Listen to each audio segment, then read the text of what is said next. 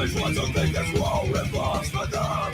Around the gates and illusions, they give nothing but their hands are always out to take. I wish you misery now, desolation, cast down, defeated, never to rise. Cast down, defeated, never to rise again. Cast down, defeated, never to rise. Cast down, defeated, never to rise again. Wallowing your hypocrisy, you won't expect what you'll never earn it. Condemned to your heresy, you won't expect what you'll never earn it. Your life is a fantasy, you won't expect what you'll never earn it. Now you live out your blasphemy, you won't expect what you haven't done a thing to earn it. Loving your future,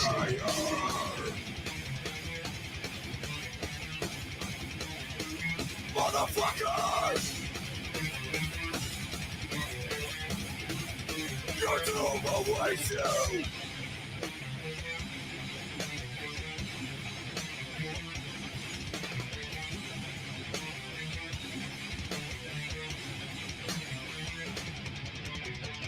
Cast down, defeated, never to rise. Cast down, defeated, never to rise again. Cast down, defeated, never to rise. Cast down, defeated, never to rise again. Wallowing your hypocrisy, you won't respect what you'll never earn it. Condemned to your heresy, you won't respect what you'll never earn it. Your life is a fantasy, you won't respect what you'll never earn it. Now you live on your blasphemy, you won't respect what you haven't done shit to earn it.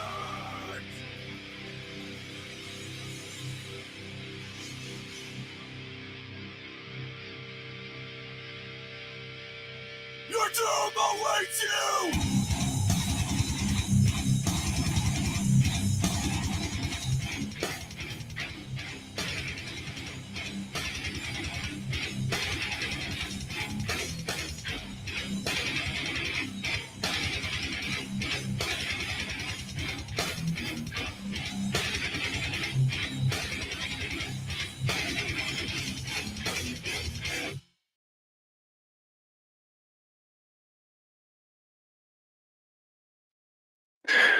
Well, what's up with everybody?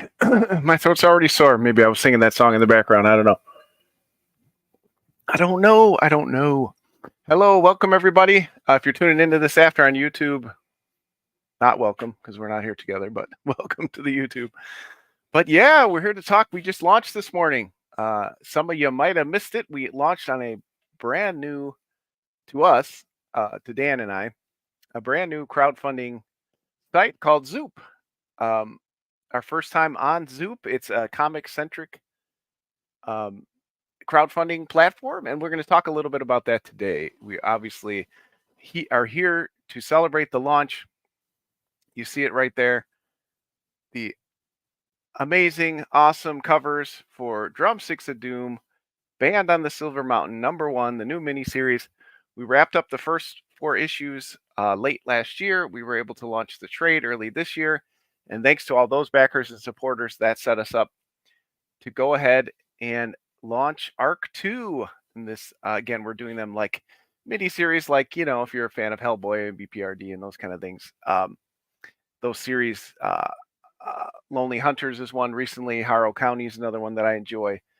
There's definitely a continuing story there, but we want you to be able to jump in at any point. So sometimes offering these as mini-series, that helps people feel like they can jump in. So we wanted to do that this time around. It also, because it encapsulates some of what we're going to talk about here, and hopefully I have it up behind here. Oops, all my ugly stuff. There we are. Again, we are on Zoop. So I know for a lot of people tuning into this or checking it out, that's going to be new. It's a little bit different. The first off, it seems like the pre-launch sign up, maybe there was some confusion there. We usually get a lot of people to sign up for that. Not as many this time around. So maybe people were just waiting for the notification, but it is live as of 6/5. We were scheduled to go live yesterday, but Zoop had requested that we give it an extra day while they set things up, and they are helping with us behind the scenes because let's talk about that. What is Zoop? Again, Zoop is a comic-centric, really only comics and comics-related merch have launched on Zoop so far. So we can exit out of ours real quick and just show you some of the awesome projects they have coming out. These 5 at the top are live. These are coming soon. So again, you just see Kickstarter may have a lot more by numbers, but they also have a lot of different projects. When you go on to Kickstarter, you may have 200 by numbers, but comics, right? Here, we're really, they were very excited to work with us when I reached out about the possibility of launching on Zoop. And you see, we're one of only 4 comics and one, the Hack/Slash card game here. That's a cool one. We can check that out. Doing very well. Awesome. But yes, they also do comics related merch. So I originally approached them with the idea of doing the trade paperback a secondary launch, like see if Zoop's audience wanted it. I talked to some of the people behind the scenes at Zoop. They felt like a relaunch wouldn't necessarily be beneficial to everybody involved. So, after talking to them and just kind of hearing how excited they were about seeing the project, I talked with Eric. I didn't want to name him by name, from Zoop. And he was very excited about us launching, wanted a new issue. So we had one, just about ready to go anyway. So I said, let's give it a shot. So that's how we ended up on Zoop. They can also do fulfillment behind the scenes for, I know a lot of times my co-creators, peers that create comics as well, they tune into these streams. So do want to let everybody know a little bit about Zoop. And say hey in the chat if you're hanging around. But Zoop can do it all. They can fulfill your books. They can set up printing. They can do all that. Now, for our campaign, we aren't as big as, you saw the Hack/Slash game there or other projects that have launched on here. I've supported a few in the past, and they can do the full stream. So if that's what you're looking for, reach out to Zoop, see if that works for you. But for our purposes, we're a little bit smaller scale, so I can still do the fulfillment behind the scenes. And but they set up this awesome page. They used the graphics. We got them what they needed, and they laid out this page. I really love how Zoop is kind of like more like a web store. You select what you want. You see here we have highlighted at the top our 3 early, I call them early nerd specials, but the early bird specials here at the top. These will be gone as of midnight Thursday, tomorrow, 6/6. So if you're listening to this afterwards, you've missed out. But yeah, we like to do that, for the people who sign up for the pre-launch, who jump in early, help us get funded at a quick pace, give you a little bit something special to dive in there too. But again, you see it's laid out like a web store. You can easily see exactly what you're backing. These are the, 10 main items you can add. Of course, we have our metal cover, but this will be the first time we're offering the metal cover at the same time. Usually I do it after I print, because then we create the metal covers for the next campaign and then they're, ready to go. But in this case, I've decided I think it's better to offer it with the issue that's live. So if you want the metal cover, if you're a metal cover collector, as we do have some very rabid collectors of the awesome and amazing metal covers, that is going to be available for the first time again in the same campaign as the issue. So we also have a new sketch cover. We did that with issue 1 of the first series. And put in the chat, put in the YouTube comments if you know what we're riffing on here. I'll try to zoom in a little bit here. Oh, wrong screen. Let's see if we can zoom in a little bit. All right, that's nice and big. All right, so hopefully you can see this here. This is an homage to, again, it's about the feel of the series. I like doing the sketch covers, but again, being a heavy metal book, I think the all black ones look really cool. People seem to like these, so we're doing another one here. We'll probably do one for the next arc as well. So there is a theme here. if you can kind of guess, the first one was a riff on Metallica's The Black Album, and this one is another famous Black Album. So we'll zoom back out a little bit here. Yeah, so we have 10 tiers. If you missed, we've already got 3 people who claimed the trade paperback. Maybe they missed out on that. Ooh, one person left us a tip. Thanks. You add your main tier here, right? So you say, I want this cover. And then what's best to do is to go down here then to the add-ons, because there's going to be a base shipping added here, and then the rest of your shipping will be calculated based on weight. So it might add a couple dollars based on, the weight of the product that you're adding. So keep that in mind as you fill up your cart. So I kind of like this a la carte web store style. Let me know. We're always open to feedback. If you guys, I know at least one person reached out to us and said, yeah, they weren't really interested in Zoop. They'd catch us if we were back on Kickstarter. We certainly respect that. Y'all are bouncing around to different places. We did a backer kit. I've done an Indiegogo in the past. So we certainly appreciate those who follow us around. But, in independent comics, being a small business, we got to try out different things. So we hope, people will pick up the book one way or another. Of course, these are always available in our web store on Store Envy as well. But yeah, just add what you want. You want the new button. This is a 2.5-inch button based on the amazing Dave Jordan, we'll call it the death metal logo here. We also came in late in the campaign last time, but we have this also has a Drumsticks of Doom logo on the back of this awesome beard comb, double-sided logo with our Part-Time Comics and Drumsticks of Doom logo. So get that. You add up, you put everything in your cart, and then you're going to go to checkout. Maybe we can even do that while we're messing around here.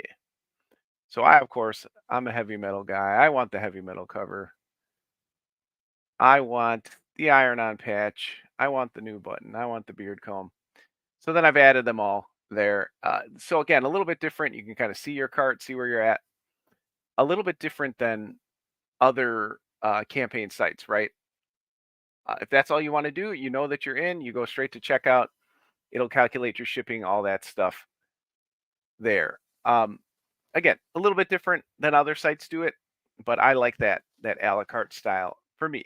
But if you're new to the series, again, you're going to get all your information below. We don't just want to, come in and say, hey, buy our stuff. You don't even know what you're getting. There's some information on the first issue, the first series, and then obviously highlighting the new series with our awesome covers, which we haven't even mentioned the names. I should slow down and mention the names. Dan Doherty teamed up once again with Wesley Wong, as he did on issue 3 of the first series, and boy, did they turn in a stunning cover. You can see it there. Again, we'll zoom in just a little for you. Oop, we made it too big. Yeah, so you can see that there. Yeah, that's the best shot of it there. So again, excuse me. Dan's back for issue 1 on this arc, and boy, did he kill it. We wanted kind of a Stranger Things, the Star Wars posters, the kind of who are the characters involved in this arc type of cover was the direction I gave him. Sorry about that. And boy, did he kill it, as he always does.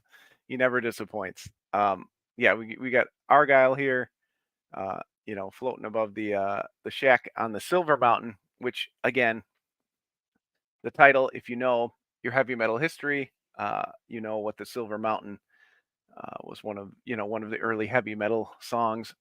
So they're on the Silver Mountain where our mentor in the story, I guess you could call him, Neil, has brought Lana and the gang to record her album. He thinks that's the next step in figuring out what's going on with these day wolves and these glowing sticks and all this, that happened in the first arc. We won't spoil it for you for people who haven't read it. And he's taken them up to the Silver Mountain to record their album. And again, Dan just encapsulated that very awesomely when Wesley just took it to the next level. But we were a little bit delayed in getting this issue out, just because of the pace of the other issues. So I've actually been sitting on this Dave Chisholm cover for, I think, a year now. And, I feel so bad about that. He had asked me quite a few times when it was coming out. I think I've showed it off a few times, but I'm so glad to finally be able to say it is available. Pick it up. It is our only variant besides the sketch. So, man, again, I basically, if you don't know Dave's work, Dave works very heavily in the field of music and comics. He is a doctorate level trumpeter, um, and he is amazing artist. He's an awesome guy. He was so happy to collaborate on this project. And again, my one line pitch to him was, just do what you do. Lana plays drums. This is kind of how I think her drum set would look in my mind, and that was really it. He's like, I got you. As so many of the artists we've picked, I definitely I don't pat myself on the back often, but I do feel like I know how to pair the right people with the right projects. And Dave, obviously you can see it here. He killed it. So I hope that you all are ordering that. These are usually printed at about 1 to 5. So usually, if we print 300, these are only 50 or so. If we print 500, these are only 100. So they are somewhat limited, and that's reflected, obviously in the price and collectability.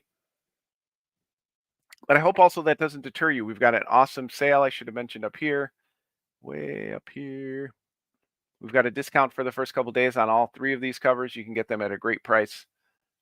So keep that in mind as well. But we thank Dave for jumping in to be part of the series. Again, I'm just so happy with that cover and how you worked in the logo and everything like that. Just amazing. So, but that's not all.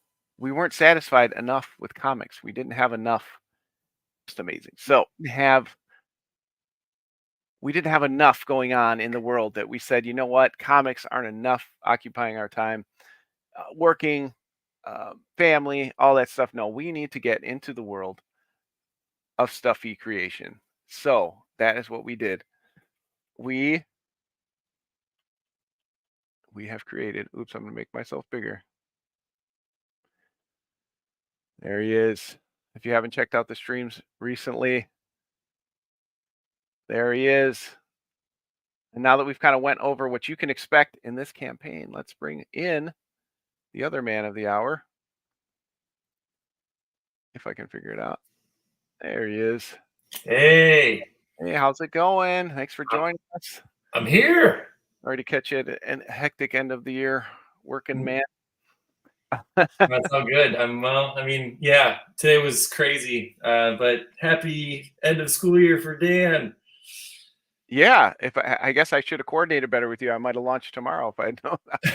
My kids have been out for like 2 weeks, so I know. It's always weird how each district is different. Mine too. Yeah, mine were out back on May 23rd, so we've had 10 solid days of them home without any. We had to figure out how to watch these children because apparently you can't leave them unsupervised for long periods of time. Oh, what? I don't know. Not how I was raised. Yeah, it was cool seeing Argyle actually in your hand. That was great. Yeah, he's awesome. He came out amazing. I've been eager to kind of get to this point where we could finally launch and get him out into the world. I think we've already got 8 or 9 people pledging, so people are just as excited as us. Sweet. Oops, I forgot I'm not sharing the screen anymore. Did you tell them already? Because I just jumped in a couple minutes ago. Do they know that we've already you have already shopped out and sourced the person making it and the manufacturer and yeah, so I guess I should say that to anybody tuning in. What you see is what you will get, but this is only the prototype. This is only one of one. Maybe I should sign this one and sell it. So yeah, we've sourced it out. We have a company we're working with. They were amazing to work with. And we're ready to go into production. I did note, again, the page is laid out a little bit differently than Kickstarter and others. So if you want more information on the process and kind of where we're at, I did kind of mention down here, and there's also some cool shots of Argyle there. There will be some production time. They said about 120 days. So keep that in mind if you're ordering it. We appreciate it. Be patient. We wanted to see kind of what the response is before we put the order in, because the more we order, the better prices we get, which we can keep the price low, which we wanted to. I know a couple people have said, you're doing a low print run stuffy while you're charging so little. I don't want anybody to break the bank over, a 17-inch crocodile spider. So we try to offer all of, our books, everything. We're trying to be sensitive to, what's going on with people. And, we don't want to price gouge is what I'm saying. So the better this campaign does, the more we can print, the better it is. But there is going to be some, lag with that. So, be patient with us if you do order it. We'll definitely get it out to you this summer, but we want to give them as much time as they can. And some of that is, nobody can control shipping. Sometimes it sits in shipping for a while, and you kind of got to wait for it, just like what happened with the trade. So yeah, well, I would say though that 120 days is still pretty good. I mean, that's really good given the current turnaround times for a lot of stuff. 120 days it's not that far from now. As you said, yeah, I was expecting something September, more like right? 6 months, but they were like, well, since we've already gone through the prototype stage, we don't have to, go back and forth with that. So that helped too, right? Because that took 2 to 3 weeks to get to me, and John's go back and forth shaving on off design. time for you, the people. He's Right. shaving off time so that you can get your Arachnigator plushie that you've always wanted and Exactly, didn't that realize. you didn't realize. Sooner than you would at any other distributor that is trying to sell Arachnigator plushies, which is currently 0. But were they to start right now, we would have a head start on them by about 2 months. They could start at any minute, so they're not going to catch up to us.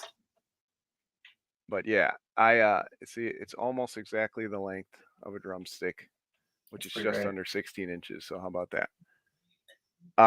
It's just kind of funny how that worked out. But yeah, it was bigger than I thought it was going to be when I first got it. But yeah, I appreciate Dan saying I was trying to get a head start on it, but I also eagerly wanted to see it for myself. So I was like, send me the prototype. So I've never had a plushie of anything that I had any hand in creating. And I say any hand in instead of completely creating, because I did not completely imagine this. Your daughter was probably one of the biggest parts of it, right? Yeah, and that was part of a stretch goal. It's kind of an ambitious stretch goal that we'll talk about now. But Dan and I had talking about making a solo Argyle comic to go with this. Here's some of our stretch goals here you guys can look at. And part of that will include Kylie's kind of first sketch. That's my daughter. She's 10 now. She was about 8 when she sketched me out when I said, what would a spider and an alligator look like crossed over? And she drew me up this picture. I think I have it over here if I can reach it.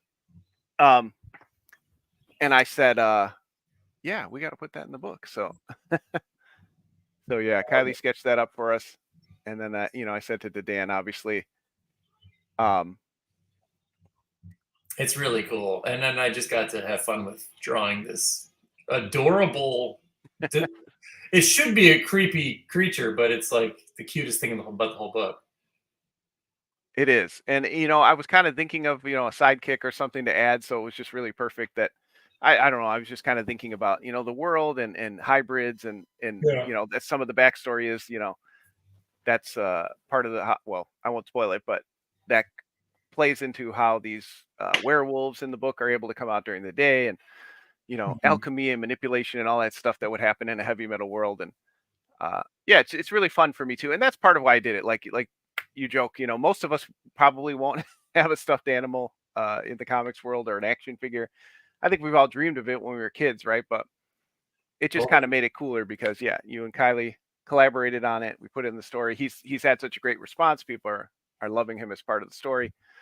And, it has to make sense for what we're doing. And this definitely made sense. So we've also got some cool stickers that I helped design here, which can be part of stretch goals too. So Argyle Mania is taking off.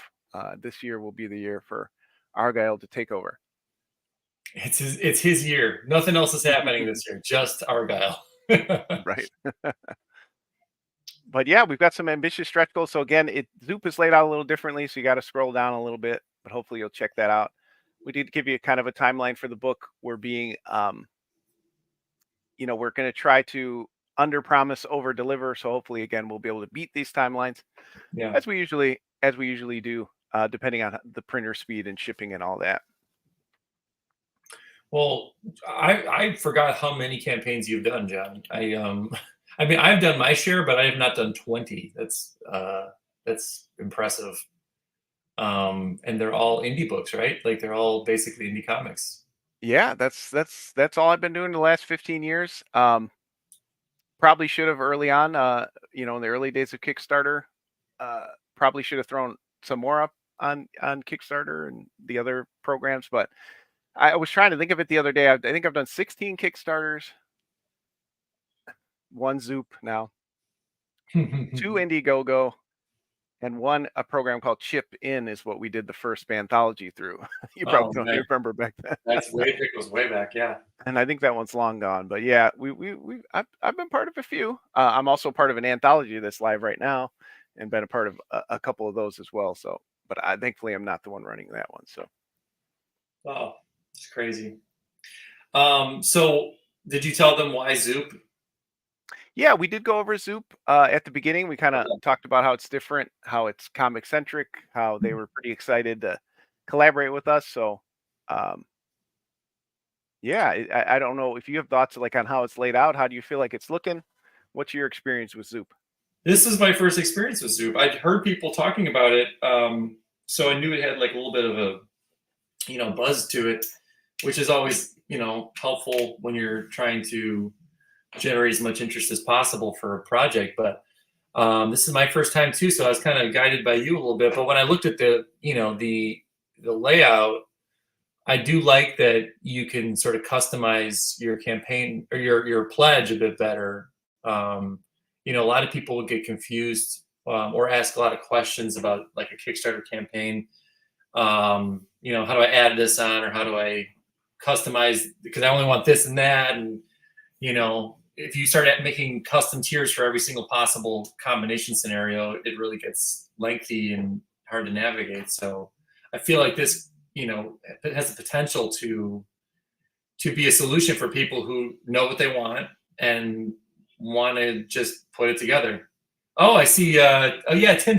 Yeah, so Tim, actually, I was talking to him about this at CBAM the other day.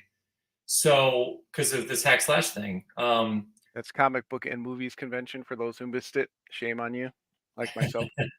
Yes, we had a very fun, awesome day. We're gonna do it again. So, John, don't book any Disney trips. I won't. Until I talk to you. Yeah, you have to run all your family vacations by me first, please. No, he's obviously doing well with it, right? Like it looks like he had almost 20K, right? Yeah, he's getting close. He's I think they went live a week ago or so. So yeah, they're well on their way.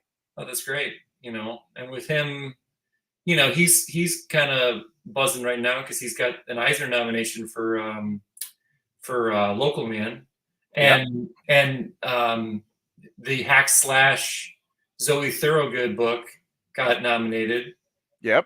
Awesome. Which is great. So he's kind of riding a wave right now. And not to mention also the Revival TV show finally be in production. Holy cow. I was gonna say, I missed one of the biggest ones there almost. I was like, wait a second. And I saw him and Mike Norton posting about that, which is amazing. So shout out to those guys for making indie books into reality. Who knows? Maybe this could be one day something that you have in your hands and you're like, oh, they made a show on about Drumsticks of Doom. It's, if they can make one about some crazy stuff that gets made on all kinds of streaming sites, I think we can make the cut.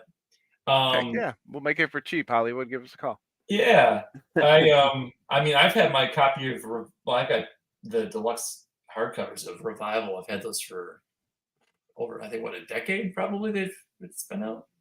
Yeah, I'm trying to see if mine are within arm's reach, but yeah, that's a great series. I got 1 and 2 right here. Yeah, these were fantastic. We're turning this into the Revival StreamYard, but no, but they started off same as stuff like this. I think it's really kind of cool watching how with people's support, these things can grow. Yeah, and you see again, even somebody who's he's had great success. He's written for DC and Marvel, and he's been all over and as a writer and an artist. So Yeah, It when you seems see him using platforms like this, you're more confident in what they're kind of providing. Again, I was saying at the beginning of the stream, these are the 5 that are live right now. Everything else is coming soon, or they do offer like a web oh, store afterwards where you can see the already funded campaigns, and if they're offering like to continue to oh. back them, like So they schedule them almost like movies, like movie releases. exactly. And that was Oh, part of that's why we really were kind of cool. bouncing on the release idea, so there wasn't too many out at the same time, which is nice. So like you see Michael Morici's from Vault Comics here, his Barbaric has been on here, so there's some awesome projects on here.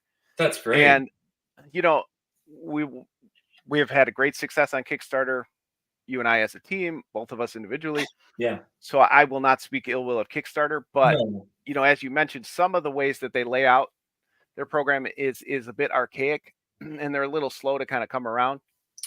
They I also are know that, they're not just comics either. I mean, yeah, I right, think that's the thing. It's not that I would not Kickstarter either because it's been good to me. Like I've had a lot of really successful campaigns on Kickstarter. Some surprisingly, like I kickstarted a vinyl record on Kickstarter, but that's kind of my yeah, point is that, vinyl record, right? That's not comics. Movies have been kickstarted on there.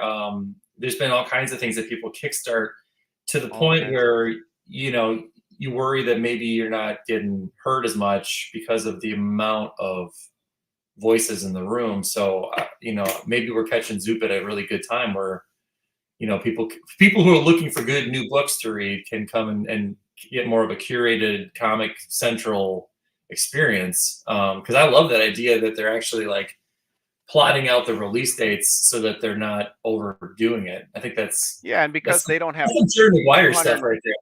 I think last I checked, there was like 217 comics on Kickstarter. Yeah, It yeah, can fluctuate between low 200s to 300s pretty much every month. And that's just comics. Like you said, there's thousands, hundreds of other projects. So they can't really communicate, even though they have a huge built-in audience. When yeah. Zoop will send out an email, I just got one today. Hey, this Kickstarter's coming to an end. Or this Zoop's coming to an end. Don't forget to back. They're gonna give you some individual attention. Share it out with their audience on their social media, stuff like that. And that's a good feeling. That's where you want to be. That's great. Um, and even if again maybe there isn't that built-in audience that just kind of casually jumps in and backs everything, like every Kickstarter we get 5 or 6 new names in there that just find it by browsing. But Yeah, I have multiple other Kickstarters scheduled this year, but I'm very excited to see we our in our first, what has it been, 12 hours since we launched. We've had a great start here at Zoop. So I will be honest, I did set the goal a little bit assertively, because I do want to have a first successful Zoop. So that's why I've got some awesome stretch goals in here for you all, because we definitely have a higher goal for the total project with the stuffed animal and the book and the metal covers and the variants. But we want to make sure this is successful. So if you can't back, of course, we always ask, share it out. They have links here, but share it to your favorite social media, tag somebody. That helps often just as much as back in the book. yeah, it really does. I mean, kind of pulling the curtain back for a second, I think most people who've run a Kickstarter, or at least are aware of how Kickstarters or crowdfunding works, is that, a lot of times it's all or nothing, especially with Kickstarter. So you want to set a goal that you think you can achieve, but sometimes that's not quite what would cover everything. So that's where stretch goals come in and really help out to make sure that we give you guys the best possible product in terms of, quality, finish, and then price points. Like it really does help to have a good turnout at the start so that we can use that money, because it's not going in our pockets really, it's going towards the product. Right. Use that money though to make the best possible book and plush. That's great. Add more expense on top of it. Maybe not the smartest idea, but that's all right. Well, you live one time, I guess. That's right. And that's kind of why I wanted to try Zoop. Everybody's like, well, you're doing well on Kickstarter. And it's like, again, we only got so many years where we're producing comics, or even on this earth in general. So you gotta try, take some risks, see what works out. And yeah, we may do a short Kickstarter afterwards for the people who weren't able to find it on Zoop. But and again, I have multiple scheduled throughout the year, so we'll definitely be back on our home base of Kickstarter. But I'm so happy for the awesome start. And I did mention at the beginning, you may not even know this, but your amazing cover with Wesley is available in metal. We don't always do that. We haven't in the past done them at the same time because they take additional time to produce. So I usually do them in the next. Yeah. But I said, well, if we're going to be already waiting, for the stuffed animal to come, I can get these, produced. I can use that time. So I think it'll be a better overall if you can just get it with the actual issue that's live. So hopefully people, will enjoy that as well. Heck yeah. I love it. I loved it when because my metal cover didn't come until the 4th campaign, right? Because I did it for issue 3. Correct. That's the first cover I actually had done, which was what was the homage for that? Was that Manowar? Yeah. And I think we have so many metal references I can't even keep track of it. And then this one, I would expect normally by John's logic, what he's saying here, that I would have seen this at issue 2. So getting it at the same delivery time as issue 1 is a new thing for this series, which is fantastic. Yeah, we've got some very loyal metal cover backers, so I wanted to try to get in their hands as quick as possible. And boy, this is a good one.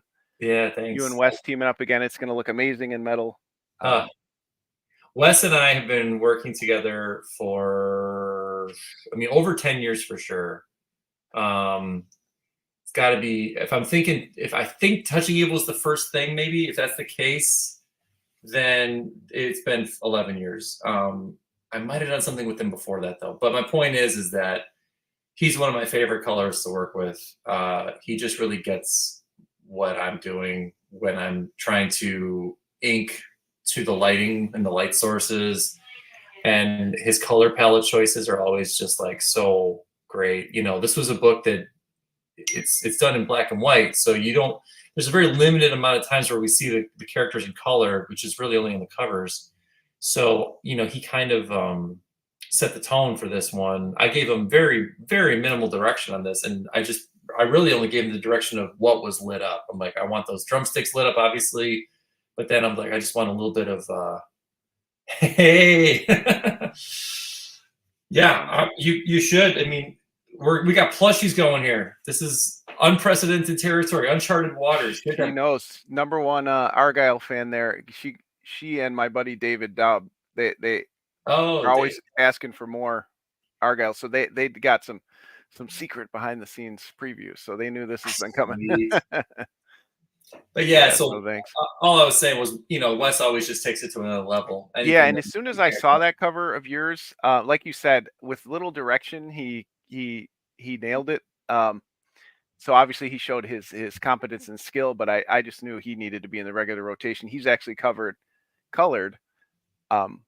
2 covers for me as well. One for CPS over Bob Ornellis's line art, and Bulletproof Chicken, which was another Bob Gar cover. So he gets the assignment. He nails it every time. He's such a cool guy. He's super humble, and he really just, no notes. Like the guy just destroys it every time. And some more behind the scenes info. Thanks, Wes, for layering the colors so that I could slide the logo behind it. That saved me a lot of time. That was worth the money I paid him right there.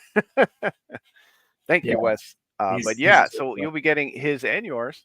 Awesome, amazing metal cover this time. Order them up. And then again, we went over the sketch covers back. We'll probably do these with just the issue 1s of the mini series going forward. So jump on those. You can get all of them in a bundle at a discount price for only a few more hours. So jump in and get that. And then we got a bundle with everything new, including the new button, which you can get at an amazing deal for just the first 48 hours. Yeah, jump on it now. I'll tell you that sketch cover, that black one, is really good to work on as somebody who has worked on one. Sometimes you get sketch covers and you don't know what you're gonna get, right? Like it's a high quality sketch cover. And for anyone who does like cool, darker sketches, who knows how to go white on black or like, paint marker on black, they can really make something incredible for you on that cover. It takes the materials really well. And I think eventually on the copy I kept for myself, I definitely want to have like you and maybe like Jonathan LaMantia, Jam kind of make a homage for me one of these days. I'll. Jonathan be great. All Yeah. that crazy detail stuff he does is insane. I love it. Yeah, I would love to see if anybody has gotten anyone to sketch on it. Crack or if you haven't, crack it out of the plastic and get it out to a convention or something. Get somebody to sketch on it. I'd love to see that. I know I did one. I wonder if I can find the picture of it, because I pretty much always take a picture of my stuff at conventions. Yeah, I'd love to see that. Let me see if I can find it. Anyway, yeah. So that's really cool. And again, like, you think of your favorite artist, who, especially as someone who likes working in reverse, that's a lot of people actually. Like, I would love to see like Gavin Smith do one. Or let me think, who else would really nail it with a reverse one. I mean, Mike Norton would do anything well. Right.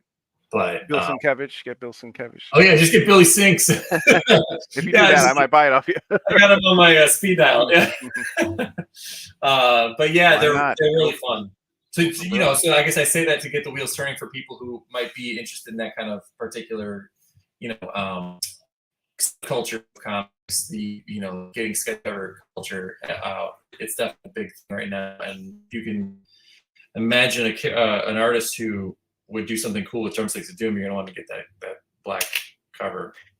Yeah, I definitely like them. And like you said, the quality that they came out was very impressive for me. So we're going to continue that trend.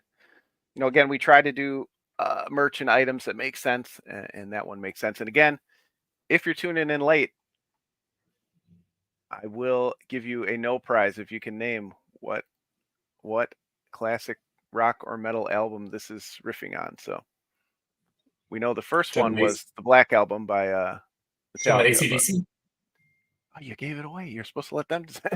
Oh, I'm sorry. I think you're asking me. That's all right. I'm sorry. Dan gets the no prize. Good job. I'm glad you got it right away, though. Well, I mean, I guess it shows that I know what I'm talking about. Heck yeah, it's Back in Black. Sorry, I blew the. That's all right. That's all right. I'm just glad you got it. So, and then I have one in mind for the next arc, which may end up being the third and final arc. So we definitely have a theme going. So if you're starting your collection, get that one in there. But yeah, I'm enjoying the start so far. I'm enjoying the response from Zoop. All their help. They also help set up these tiers and things like that. I know you had mentioned like Kickstarter is a lot of your own behind the scenes and putting in shipping and doing this, and Zoop does do that for you. You fill out like a spreadsheet and give them the images. They cut out a lot of these images, made them look nice, and that was a very, very awesome experience, because that takes up about 20% of your time when you're setting up these things. Oh, that's awesome. I actually didn't know that they did that too. That's I'm not knocking Kickstarter. I'm saying I think they're definitely, we're living in a I wouldn't say post crowdfunding world, but like crowdfunding is no longer something that's new, right? It's something that's evolving. It's been around for a bit, and I feel like it's kind of fun to see how Zoop is interpreting crowdfunding. There's not a one solution situation for how to build a crowdfunding platform, but I would say that this is a pretty nice presentation of it. Yeah, and I do think that in this case, that kind of healthy competition between them, each site is kind of, that's pushing them to do things differently, update things, and it's good because we are kind of in a weird space for crowdfunding. So I think the way we can make it better is to make it easy for people to back, make it clear, make it easier for us to set them up, and then that, at least in itself, would help, I think, the scene in general. Yeah, of course, we would be remiss if we didn't show off some of the preview pages we have here. It's only a 22-issue book, 22-page book. Sorry. Whoa, it's gonna be a busy summer. Yeah, right. Yeah. And I should mention, we also have a pinup from Instagram artist Emma Billiou. So she's we got a piece coming from her, and then Ryan Vela is here for some additional pages. And spoiler, he's going to do a movie poster homage to the movie that's referenced within the series in the first issues. So if you're caught up with the series and you know the movie that Lana and Jibby talk about in the movie, again, it's within the universe. I like stuff like that when they take TV shows or whatever within the universe. So I kind of approached him like, what would the movie poster look like for that? And he, of course, turned in an amazing piece, which we're going to have in here. I won't spoil it. Yeah. I don't even know if I can spoil it, but I won't even attempt to guess and ruin another John Easter egg. That's all right. You wanted to earn your no prize tonight. You earned it. I came in having something to prove. I'm like, I gotta come in swinging. Well, we appreciate everyone who tuned in today. Again, if you're tuning in this on YouTube afterwards, let us know any thoughts, concerns, questions, whatever you have. Drop us a comment. If you guessed, I'll give you a no prize. Even if you guessed it on your own. For our I didn't say what album it was. I didn't say which album it was. You didn't. That's true. They have to know the album too. So drop the album in there. Yeah. But before we sign out, let's let everyone know what kind of music are you into recently? We do this awesome music themed comic. What you've been listening to or obsessing about? Great question. I just recently bought the new St. Vincent album, All Born Screaming. Okay. Which I thought was largely excellent. I felt like it ended weird, but it was it had a lot of like back-to-back killer tracks. Dave Grohl's on it for a chunk of it. Oh, it sounds a little bit more like Nine Inch Nails in some spots. So she got heavier after the more like Bowie Young Americans-esque young album Daddy's Home, which is the last one. Which I love that album a lot. I think it's got a lot of character to it and like personality to it. And I saw her on tour on that one. She just crushed it. But the new one's great. It's definitely like a little darker, a little more moody, and but it's got some like very like I can actually put some of them on my playlist for my running when I go running. So there's a lot of good beats and good rhythms to it. And then I've gone on this weird like deep dive on Chris Cornell lately. I never really went this heavy on Chris Cornell. I mean, I loved Soundgarden back in the day, but I didn't like. I think I stopped at Euphoria Morning with his solo albums. Okay. I knew he made more, and I knew he had some songs that I knew, but I never listened to like the full albums. And I don't know. I have a guitar student I teach. His name's Brady. Shout out to Brady. He's probably not watching this because he's in life he's 14 or 15 or something like that. He's been really heavy into Soundgarden, so we've been learning a lot of Soundgarden, and then we started learning some other deeper dives into Cornell's playlist. And man, what a talented dude, just vocally, arrangements, like his song arrangements were just out of this world cool, and that voice is just so good. But what about you? Yeah, he's one that I underappreciated in his time. I like Soundgarden, but was into some other things. I'm glad you mentioned St. Vincent because I had heard the first couple singles and I have not got around to listening to the full album. So I definitely need to check that out. I'm sure I mentioned you a couple times. She was a big inspiration for Lana in Drumsticks of Doom. She was a big part of me branching out and listening to more women in music and especially, women who are the lead of the band and guitar players and things like that. That was when she teamed up with David Byrne on their thing years ago, which I still love. But I've neglected her recently. So I need to get back. I need to get listen to that new album for sure. Do it. What I've been obsessing about though lately, which I am definitely the kind of person where when I find something I really like, I don't know what it says about me, but I like almost over listen to it. So it's kind of just part of your brain for the rest of your life. You like don't have to listen to it because it's always in there. And for some reason, a fellow comic creator, Frankie White, he just posted, "Hey, has anybody checked out this album from Chapel Roan?" Is her name, Roan, and she's a young, pop music, but she, writes and sings it. And boy, she's just amazing. She's got a new single out, called "Good Luck, Babe," and her last album, which was "Rise and Fall of a Midwest Princess." And she has some older albums. She's been about 5 years, but I just cannot stop listening to her Spotify playlist. Every time I move on to something else, I just come back to her again and again and again. She is so good. She has an amazing voice. She kind of plays a little bit of a character on stage. She kind of plays more of she's kind of poking a little fun at her generation and kind of being a little ditzy, but you can tell, it's very tongue in cheek. But like a lot of bands and acts I like, she kind of goes over the top. It's it's very pop. It's very, she talks about, being promiscuous and being at the club and dancing, and then she'll kind of, much like a White Blood or a St. Vincent, she'll hit you with a very slow, very deep, emotional song, and the juxtaposition, when bands and acts do that, it just gets me all the time. So she has a real good balance on her albums of very slow, meaningful songs, and then she'll go back to kind of a silly, more playful song. And I'm just like totally obsessed with her right now. Well, I'm gonna put her in my playlist. I think I saw her do something on like a late night talk show, so I've heard of her. I'm pretty sure, but maybe it was like Colbert or something. It might have been, or if you're an NPR guy, she did a Tiny Desk concert Then recently. maybe that was it. That might have been it. But yeah, I'm gonna give her a little bit more of a proper listen, because I'm always looking for some new stuff to try here. Yeah, and I feel bad.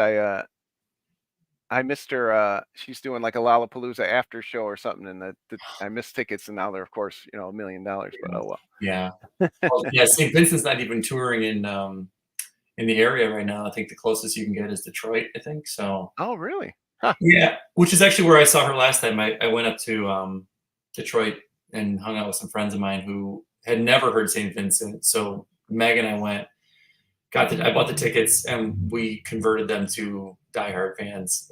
Shout out to my friend Chris, and yeah, it was. I don't know how you couldn't, especially if you see her live. I mean, she shreds. Yeah, Chris and Kelly, by the way. I shouldn't leave Kelly out. They both went. It was great. But yeah, she just murders. She's just really a born performer, which is crazy because I think I might have told you this. I saw her at Shuba's when she was just starting. Yeah, you did. Oh God, the opening act, and I was like, "This that's crazy. Woman's good."